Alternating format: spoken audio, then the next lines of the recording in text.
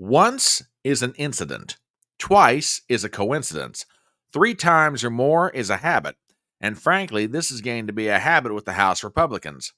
Today, they voted down a rule that would have allowed for a vote on the FISA renewal, particularly Section 702. So, what happened? Why did it happen? And where does it go from here? Hang on, folks. We're going to get into all this in just 1 second.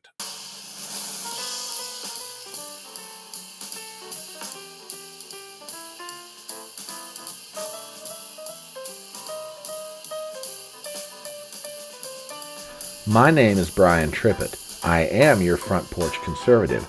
Step on up to my electronic front porch and let's talk.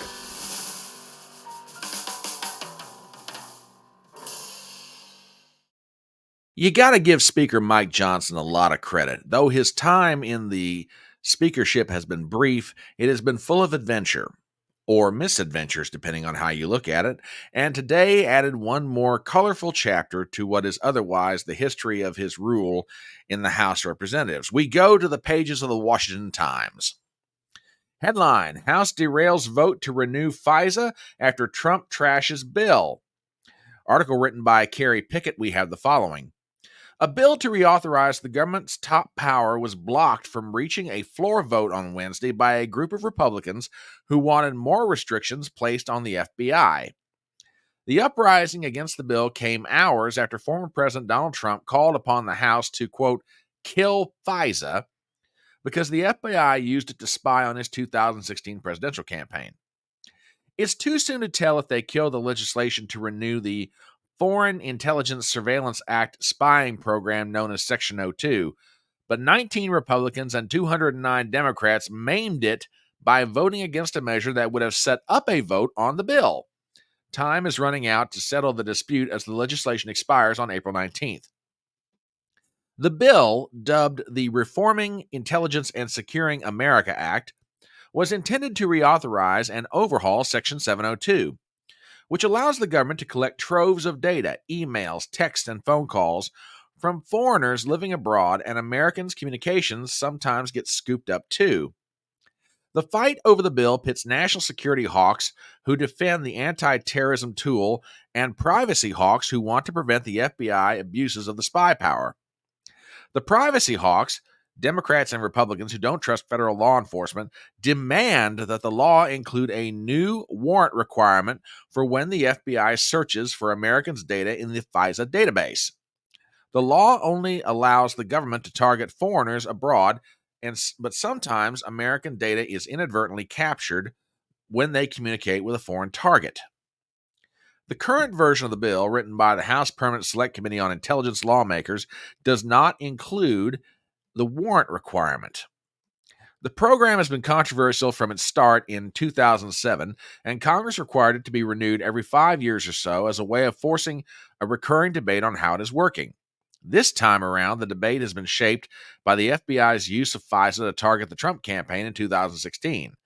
Mr. Trump drove home the point in a post on Truth Social on Wednesday morning. Quote, kill FISA. It was illegally used against me and many others, he wrote. They spied on my campaign. A 2019 Justice Department Inspector General report found that at least 17 bungles by the FBI in its application under FISA to conduct surveillance on Carter Page, a foreign policy advisor to the 2016 Trump campaign, over purported ties to Russia.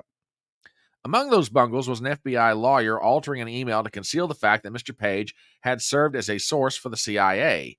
That information could have cut against the government's case that he deserved to be probed. The court that oversees FISA, in two opinions unsealed last year, also said 702 had been used to vet some would-be immigrants and probe Black Lives Matter activists, political donors on the January 6, 2021 attack on the Capitol. FBI Director Christopher Wray has told lawmakers he's cleaned things up. He said the court has found 98% compliance with the reforms the FBI has already put in place. House Speaker Mike Johnson, who supported the legislation, has labored to bring Mr. Trump and GOP lawmakers critical to his side of the bill. Quote, here's the thing about FISA. He's not wrong. Of course they abused FISA. The whole Carter Page investigation, that whole fiasco, was built on a false premise, the fake Russian dossier On all other things, Mr. Johnson said before the bill was derailed, but these reforms would actually kill the abuses that allow Mr. Trump's campaign to be spied on. Reading a little bit further into the article, House Judiciary Chair Jim Jordan, who spearheaded the push to further rein in FBI powers, said he spent 3 hours with Mr. Johnson at a briefing by intelligence officials about the vital role FISA plays in fighting terrorism and international crimes such as drug smuggling. Quote, nothing in there changed my perspective on wanting to require a warrant, Mr. Jordan said, an Ohio Republican. The legislation directly addresses FISA abuses by reducing the number of FBI personnel who can authorize a U.S. person inquiry by more than 90%. Mike Pompeo and former Attorney General William Barr wrote in an op-ed for Fox News. Furthermore, it statutorily ties FBI's leadership about querying compliance directly to their compensation and assesses escalating penalties for an FBI agent's subsequent abuses. However, other former Trump officials, such as Kash Patel and Rick Grenell, called for a warrant requirement. Quote, the F in FISA is foreign. Absent a dramatic reform of FISA 702, we call upon Congress to let it lapse. Better to have no authority for 7 days or so than another 365 days of spying on Trump and his supporters, they said in a joint statement. President Trump has been 100% right on this issue. Stop spying on Americans and get a warrant. Okay, let's get into this. The renewal of FISA, particularly Section 702, has been probably one of the most contentious issues that Speaker Mike Johnson has had to deal with in his very brief time in the chair. It, along with a potential upcoming vote on Ukraine funding, could be one of the things that finally forces Marjorie Taylor Greene, Republican of Georgia, to act on her threat to try to have Johnson removed as the Speaker. Now, as far as the practicality of the issue, here's what it gets down to. For my part, I'm on the side of the 19 Republicans and 190-some Democrats who voted against this rule. If we're going to have this, the American people need to have their privacy protected. If you're going to go to a FISA court and ask for authority, then by George, you better be able to get a warrant to go along with it. I'm sorry. I want my privacy protected just like I want every American's privacy protected. So no, we need to have stronger protections to make sure the FBI or any other three-letter agency for that matter cannot abuse this power. Giving money and power, as P.J. O'Rourke once said, is like giving whiskey and car keys to teenage boys. He didn't finish the sentence, but then again, he didn't have to. You give whiskey and car keys to teenage boys, it's a disaster. Give money and power to government, you have just as equal a disaster. But that sort of begs the question, who were these 19 renegades? Why did they vote against it? Where does it go from here? Well, in a tweet by Benny Johnson, he lays out the list of the 19 renegades, or at least that's how the intelligence hawks would label them. And the names sound pretty familiar.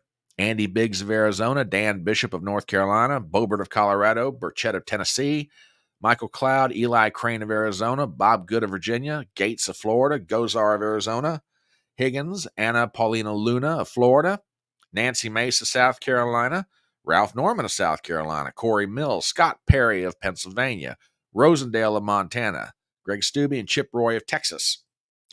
That sort of begs the question. Everybody's ballyhooing about the fact they voted against it, but did anybody ever stop to ask them their reasons? Well, Matt Rosendale of Montana lays out a pretty good argument, or at least I think so anyway. Here's a statement upon today's vote. Quote, I will not vote to support warrantless surveillance of American citizens, said Representative Rosendale. The current FISA legislation maintains the ability for the federal government to collect and analyze information about Americans without warrants, which is a clear violation of constitutional protection. The security and intelligence community has already demonstrated their disregard for the law as proven by the nearly 300,000 improper searches on American citizens. We must stop this abuse of power. And for my part, as I said, I don't disagree with Rosendale and many others on this issue. There needs to be stronger privacy protections for you and I as American citizens. But why is it that Speaker Johnson is having such a devil of a time getting this thing through? I mean, after all, this wasn't even a vote on the renewal of FISA Section 702. This was a vote on the rule to allow the debate to go forward. This is how badly he and his proponents of his position are gumming up the works. They can't even get the vote to the floor. Well, we have some explanation for that coming from Reagan Reese, the Capitol Hill correspondent for the Daily Caller. She was on War Room with Steve Bannon, and Bannon asked her the question, what's going on here? Why is it that it seems that nobody seems to be able to move this thing forward? Her answer is very telling. Folks, do me a favor and check this out. Yeah, I actually got a chance to catch up with Congressman Biggs yesterday, and he talked about this very thing. He felt like they were only hearing from the intelligence side of things, that they were only hearing from the FBI and CIA, and that they weren't hearing from organizations like on the civil liberties front of this. I spoke to a few of those organizations, both on the right and the left, who are making a pitch to congressmen on why they should strike down FISA. The ACLU, a left-leaning organization, traditionally a civil liberties organization, has been fighting against this extension of FISA. And so that was something that I've heard on Capitol Hill, was that congressmen didn't feel like Speaker Johnson was playing both sides of this argument in bringing in people on the civil liberties front to talk about different sides of these issues, why FISA should just be struck down as opposed to really reined in and given reforms. Well. It seems that Johnson is here in a mess of his own making. It sounds to me like he's pushing one side of this argument so hard, he's not willing to give his Republicans the opportunity to hear it all and make a decision on their own. Yet to be determined. We'll see how all this shakes out. Now, as you might imagine, after this vote on the not vote went down, you might want to think that the Republicans would get together and talk this thing out just to see if they could work through their issues. And they did just that. But I don't know that the post-vote meeting did them any good. Had their meeting at 4 o'clock, and it did not go well at all, and that's just putting it mildly. I take you to the pages of thehill.com, and trust me, when you read exactly what happened here, I think you'll begin to understand why I'm saying they didn't really accomplish a whole lot in this meeting. So check this out. GOP rages over FISA as deadline inches closer. Article by Michael Schnell, Mike Lillis, and Rebecca Besch. We have the following. Frustrations boiling over in the GOP conference after 19 Republicans blocked legislation to reauthorize the government's surveillance powers. The tanked procedural vote sent House Republicans to a hasty conference meeting behind closed doors in the Capitol basement, their second of the day, for a huddle that lawmakers described as an airing of grievances, one that seemed only to heighten the internal tensions. Quote, "That was pure chaos," said Representative Max Miller, Republican of Ohio. "It wasn't productive at all." Quote, "It was a conference that could have been in an email minus the yelling," said Representative Kelly Armstrong, Republican from North Dakota. "I think it's cathartic to some degree or another, but we've got to figure out something. I don't know what this looks like." "It was a fruitful meeting," said House Intelligence Committee Chair Mike Turner, Republican, Ohio. "Well, I think that the Speaker has a number of options that he has to consider, including working directly with the Senate," Turner said. Eli Crane, Republican of Arizona, who voted to spike the rule, said the conversation was definitely a bit contentious at some points. You can tell that people are passionate about this issue, and I think for good reason. And I agree with Eli Crane on that. There is a good reason. So, where does it go from here? Well, according to Jake Sherman of Punchbowl, this is going to come back for a vote, but I'm not so sure everybody's going to get what they want out of this.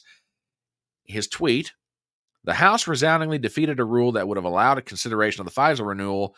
The vote was 193 to 228, 19 Republicans voting no. Speaker Johnson handed another massive defeat. Johnson has said he will now bring up a clean FISA extension next week." Well, what does that mean? Does that mean there will be no reforms in the FISA 702 that's coming up? Does that mean we're getting exactly what we've already had? Does that mean we're going to get anything that would remotely come close to reforming the problems with FISA Section 702? Don't know, but as it stands right now, Mike Johnson's on shaky ground, and the ground underneath him is getting worse than if he were standing on the San Andreas Fault. His speakership right now is in danger. As I said, Marjorie Taylor Greene has got a motion out there to vacate the chair, much like what happened to Kevin McCarthy. If the FISA renewal doesn't get him, the vote on Ukraine just might. But then again, my question to Marjorie Taylor Greene and the others who would have Johnson removed, okay, you get rid of Mike Johnson, what's next? Are you going to be able to get a speaker that will satisfy you? Keep in mind, the House Republicans have all these problems, not because of Mike Johnson, I will argue because of Kevin McCarthy. Had McCarthy actually worked harder in the 2022 election to elect the most Republicans possible, as opposed to the Republicans that he wanted, they wouldn't have such a slim majority. They wouldn't have such razor thin margins. They'd have some room to maneuver and room to negotiate. But instead, McCarthy went out of his way to get McCarthy Republicans, not Republicans in general. So I'm not saying Mike Johnson's not without fault. He's not exactly been living up to the potential I thought he had. But then again, is replacing him really going to do you any good at this point with about 6 or 7 months till the election? Especially if you run the risk of handing the House to Hakeem Jeffries and the Democrats without so much as a national vote. So we'll see where this goes. But as it stands right now, the House is in absolute chaos. But then again, is chaos all that bad if the alternative to chaos is an order in which you get laws that actually take away your freedom? Anyway, that's what I think about it. What do you think? As we start to wrap up this video, please do me some favors as always. Number 1, if you're not a subscriber to my channel, please do so. Number 2, please hit the bell for notifications. I want to make sure you're always aware when new material is coming out, be it a video or a live stream. Number 3, leave a comment below. Number 4, share the video around. And finally, give me a thumbs up. Believe it or not, it helps with that old algorithm. My name is Brian Trippett. I am your front porch conservative, and I will see you next time.